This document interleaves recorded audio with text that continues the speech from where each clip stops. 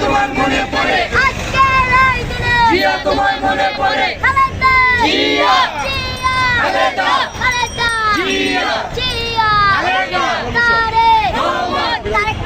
পক্ষ থেকে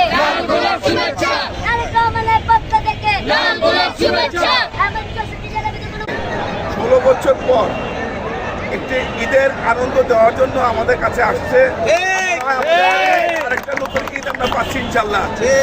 বর্তমানে 16 বছর তো খুব নির্যাতিত হয়েছেন এবং এই যে আজকে যে ঈদের আনন্দ করছে, কেমন লাগছে আনন্দ আপনাদেরকে? আমরা 16 বছর পর ইনশাল্লাহ এবার ঈদ আমরা খুব আনন্দ হয়েছে আমাদের।